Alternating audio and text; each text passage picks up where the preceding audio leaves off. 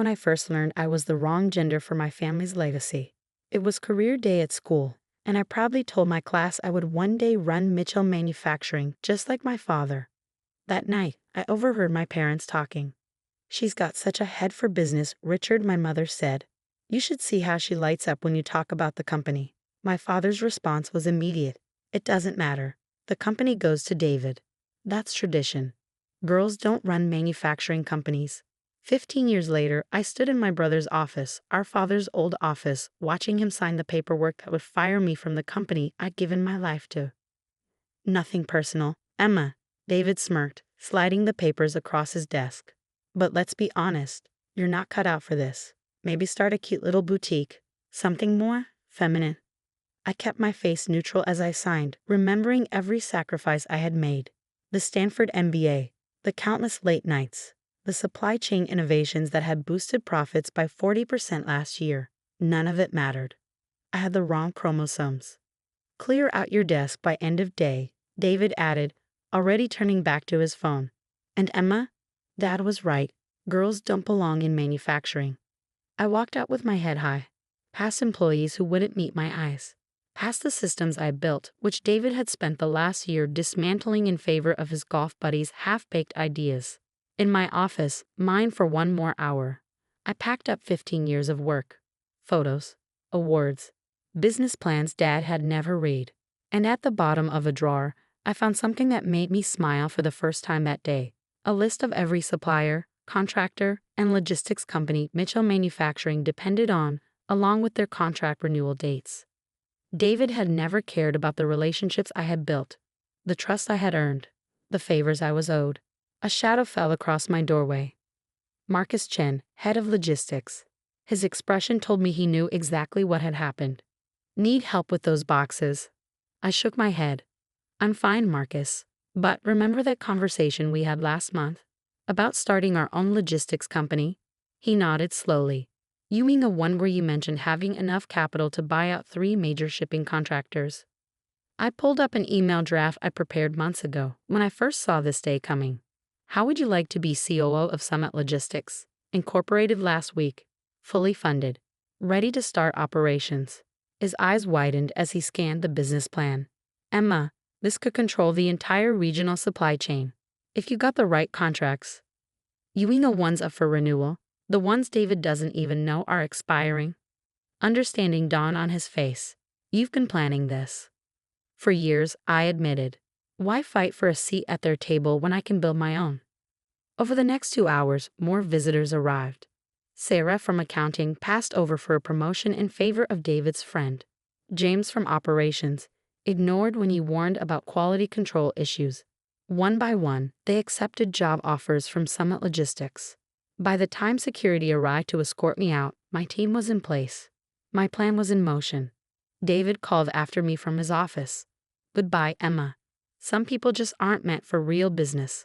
I smiled, knowing it would infuriate him. "Goodbye, David. Give my best to Hansen Shipping. While you still can." The confusion on his face was priceless.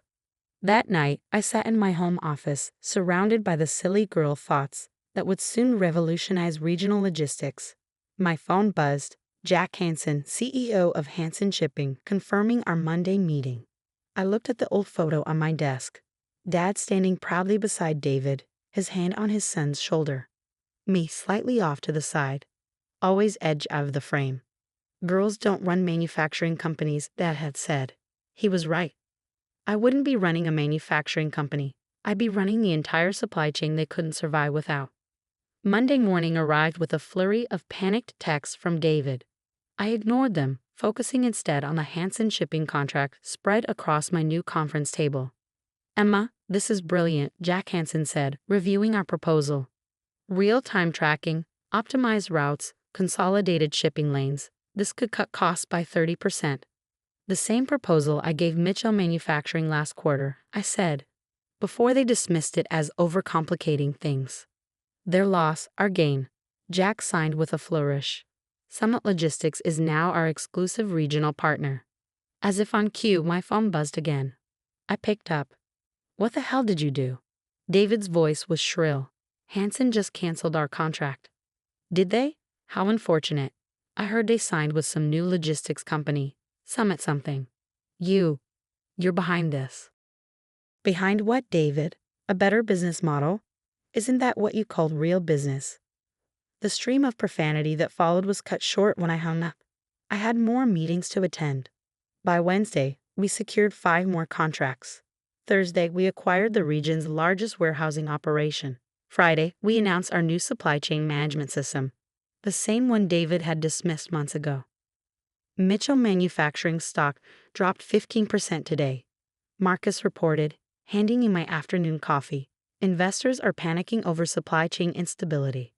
Just wait until next week, I said. Phase 2 begins Monday. It was beautiful in its simplicity. We didn't just control shipping now, we were about to control raw materials. The contracts I had quietly cultivated over years were all coming due within weeks. David never saw it coming, but he would. Soon. Emergency board meeting, Sarah announced, skimming her tablet. Mitchell Manufacturing is in crisis. Unprecedented supply chain disruptions. Their words, not mine. I could picture it perfectly. David, pacing the office he stole, fumbling for excuses as furious board members demanded answers. He blamed everyone but himself, never realizing his own arrogance had created his worst nightmare. The next few weeks were a masterclass in strategic dismantling. Every supplier Mitchell Manufacturing approached, we offered a better deal. Every shipping route they tried to secure, we optimized a competing one. Piece by piece, the empire they took for granted crumbled. Then finally, the call I'd been expecting. Emma, my mother's voice was hesitant. We need to talk. I let the silence stretch. About? The company. Which one, Mom? Mitchell Manufacturing or Summit Logistics? Because only one of them is thriving. A pause. Your father, he never meet. Never meant what? I cut in, to dismiss every idea I had, to hand the company to David just because he was a man, to let him run it into the ground while he ignored every warning. More silence. Then softly, the board meeting is tomorrow. David, he's going to lose his position. The shareholders are furious. I almost laughed. Sounds like a personnel issue. Nothing to do with me. Please, Emma, he's your brother. Funny, he wasn't my brother when he was firing me and mocking my business ideas. I hung up, no regret, no second thoughts. But her words lingered, not because I felt any obligation to save David, but because tomorrow's board meeting wouldn't just mark my victory. It would determine whether I settled for winning or claimed total dominance. I picked up my phone. Jack, remember that expansion plan we discussed? Move it up. We announce it at 9 a.m. tomorrow. The next morning, I watched the Mitchell Manufacturing board meeting via video link, an easy arrangement when you control a company's entire communications infrastructure. David looked terrible. His usual crisp suit was wrinkled, his hair unkempt. He stood before the board, floundering as he tried to explain Mitchell's 40% drop in value. We're exploring alternative supply chain options, he stammered, reaching out to new partners. There are no new partners, a board member interrupted. Summit Logistics has locked up the entire regional network. They just announced a $200 million expansion. Face it, David, we're dead in the water. David tugged at his collar. Maybe we could reach out to Summit. Try to negotiate. The boardroom door opened. Oh, now you want to negotiate? Every head turned. I stepped inside, my Summit Logistics ID badge gleaming. Dad half rose from his chair. Emma, what are you doing here? I smiled, representing the only company in this room that actually knows how to run a business. David's face darkened. You planned this. You sabotaged us. I shook my head. No, David. I built something better. Something you could have had, if you hadn't been so convinced that girls don't belong in business. I laid out my offer. Fair, more than fair, really. Summit would absorb all employees, preserve the Mitchell name on key product lines, and ensure the company's legacy continued. Just not under David. All in favor? The board chairman asked. The vote was unanimous. Even Dad, looking resigned, raised his hand. David lurched to his feet. This isn't right. Dad, tell them. Dad's voice was heavy. It's over, son. He turned to me. Emma, I was wrong. About everything. I met his gaze without flinching. Yes, you were. Then I turned to leave, but paused. Oh, and David, don't bother packing your office. I had it cleared out this morning. Try not to feel too bad. Some people just aren't meant for real business. His own words thrown back at him. The perfect ending to a plan 15 years in the making. That evening, I sat in my real office, earned through skill, not chromosomes. Framed on the wall was my first act as CEO, Mitchell Manufacturing's stock certificate. Sarah appeared in the doorway. Your father is here. He looked older than I remembered. Smaller somehow. The company, he started, is thriving, I finished. No thanks to your outdated ideas about who should run it. He exhaled. I'm sorry. I arched a brow. For what? Not believing in me. Dismissing me? Handing the company to David without a second thought. Each accusation landed like a weight. For all of it, he admitted. For underestimating you. For thinking talent had anything to do with gender. I studied him, searching for insincerity. I found none. Well, I said finally, at least you're learning. He nodded. I am. Then, hesitating. That's actually why I came. I want you to meet someone. A young woman rolled in beside him, a wheelchair-bound engineer with sharp eyes and an air of quiet brilliance. Emma, this is Jessica Chen, Dad said, a manufacturing prodigy from MIT. I thought you should hear her out. I raised an eyebrow, and why is that? He actually blushed, because when I saw her proposals, I realized something. I remembered all the ideas of yours I never read, and I didn't want to make the same mistake twice. Jessica looked nervous but determined. Mr. Mitchell said you might be interested in my AI integration models for production efficiency. I smiled. I am, but first, tell me about yourself. Not your gender, not your disability, just your vision for the future of manufacturing. Her eyes lit up. As she launched into her ideas, I caught Dad watching us, pride and regret warring on his face. Later that night, Mom stopped by my office. I saw David today. How's customer service treating him? I smirked. She sighed. He's humbled, and he wanted me to give you this. She handed me an envelope. Inside was a handwritten letter. Emma, I spent years believing I deserved success just because of who I was. You proved that success is earned. You built something incredible, and you beat me fair and square. I won't ask for forgiveness. I don't deserve it. But I will say this. I see it now. I see you now. I'm proud of you. David asterisk asterisk. I exhaled slowly, folding the letter. I didn't need his pride.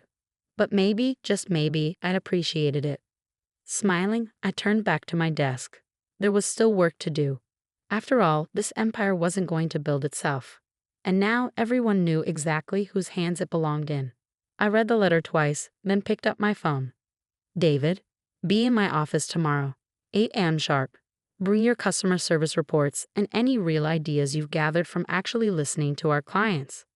The next morning he walked in. Gone was the overconfident CEO swagger. In its place was something quieter, humbled. Sit down, I said. Tell me what you've learned. For the next hour, David laid out a detailed analysis of customer complaints, supply chain inefficiencies, and possible solutions. He hadn't just done the work, he'd understood it. Not bad, I said when he finished. How would you like to head up our new customer experience division? His eyes widened. You trust me with that. Trust is earned, just like leadership. Just like respect. That's how this company works now. And it did. Over the next year, Mitchell Manufacturing became something neither Dad nor David had ever envisioned. Jessica's AI-driven production systems transformed our efficiency. David's customer-first strategies rebuilt our reputation. Summit Logistics remained an industry powerhouse. But the real transformation, that happened in the company's culture. Walk into any Mitchell Manufacturing facility now, and you'll find leadership built on talent, not tradition. You'll see Jessica mentoring a new generation of engineers, David working alongside her, learning instead of dictating, and Dad, semi-retired, but still watching with something between pride and regret. Your latest article's making waves, Marcus said one morning, tossing a magazine onto my desk. The cover showed me standing on the factory floor. The headline read, The Manufacturing Maven. How Emma Mitchell revolutionized an industry while breaking glass ceilings. Marcus grinned. Best part is the sidebar about our mentorship program. The Mitchell Future Leaders Program, my passion project. It opened doors for brilliant minds often overlooked due to gender, disability, or background. Like Jessica, who was now guiding pre-promising engineering students. Dad called it expensive charity at first, I mused, until he saw the innovations coming out of it. Speaking of Dad, Marcus gestured toward my office door. He stood there, holding a familiar leather portfolio, the same one that had once contained my business proposals, the ones he'd ignored. I found these while cleaning out my old office, he said quietly. Finally read them. They were brilliant, Emma. They still are. I'm sorry I couldn't see that sooner.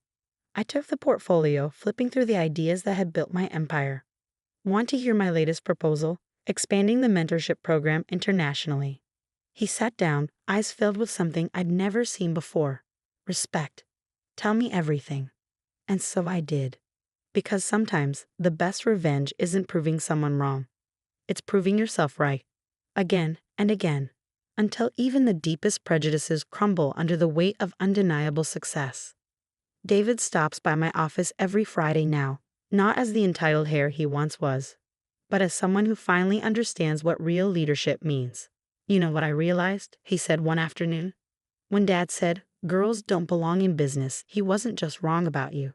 He was wrong about business itself. It's not about gender or control. It's about vision, I finished. About building something that lasts. About recognizing talent, wherever you find it. He nodded. Thanks for teaching me that, even if your method was dramatic. I smiled, thinking back to the day I took his company from him. Some lessons are meant to hurt. On my office wall, my old termination papers still hang beside my stock certificates, but now they're surrounded by something even more important, photos of our diverse leadership team, of our mentees, of the future we're building. And in one, David and I